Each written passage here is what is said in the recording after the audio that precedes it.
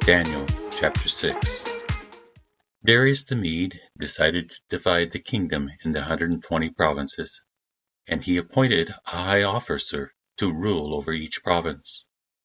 The king also chose Daniel and 2 others as administrators to supervise the high officers and protect the king's interests. Daniel soon proved himself more capable than all the other administrators and high officers. Because of Daniel's great ability, the king made plans to place him over the entire kingdom. Then the other administrators and high officers began searching for some fault in the way that Daniel was handling government affairs, but they couldn't find anything to criticize or condemn. He was faithful, always responsible, and completely trustworthy. So they concluded, our only chance of finding grounds for accusing Daniel will be in connection with the rules of his religion. So the administrators and high officers went to the king and said, Long live King Darius! We're all in agreement, we administrators, officials, high officers, advisors, and governors, that the king should make a law that will be strictly enforced. Give orders that for the next 30 days any person who prays to anyone divine or human, except to you, your majesty, will be thrown into the den of lions. And now, your majesty, issue and sign this law so that it cannot be changed, an official law of the Medes and Persians that cannot be revoked. So King Darius signed the law. But when Daniel learned that the law had been signed, he went home and knelt down as usual in his upstairs room, with its windows open toward Jerusalem. He prayed 3 times a day, just as he had always done, giving thanks to God.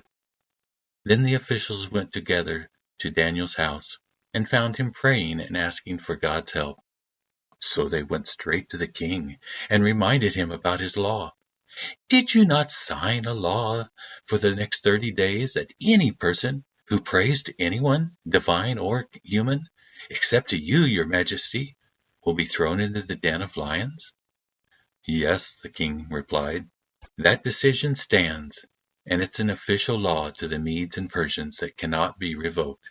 Then they told the king, that man Daniel, one of the captives of Judah, is ignoring you and your law.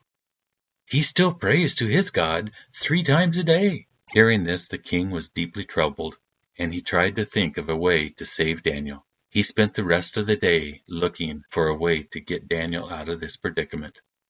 In the evening, the men went together to the king and said, Your Majesty, you know that according to the law of the Medes and Persians, no law that the king signs can be changed.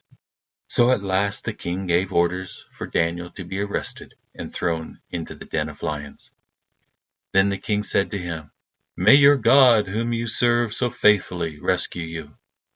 A stone was brought and placed over the mouth of the den. The king sealed the stone with his own royal seal and the seals of his nobles, so that no one could rescue Daniel. Then the king returned to his palace and spent the night fasting. He refused his usual entertainment and couldn't sleep at all that night. Very early the next morning, the king got up and hurried out to the lion's den. When he got there, he called out in anguish, Daniel, servant of the living God, was your God, whom you serve so faithfully, able to rescue you from the lions? Daniel answered, Long live the king! My God sent his angel to shut the lions' mouths so that they would not hurt me, for I have been found innocent in his sight, and I have not wronged you, your majesty. The king was overjoyed and ordered that Daniel be lifted from the den. Not a scratch was found on him, for he had trusted in his God.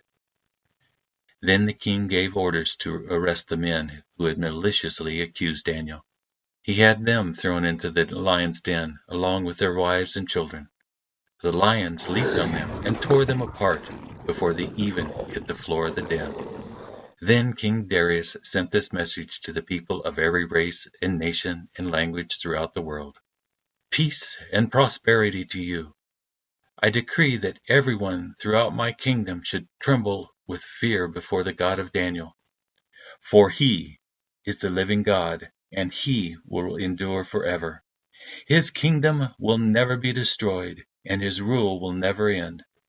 He rescues and saves his people. He performs miraculous signs and wonders in the heavens and on earth. He has rescued Daniel from the power of the lions. So Daniel prospered during the reign of Darius and the reign of Cyrus the Persian.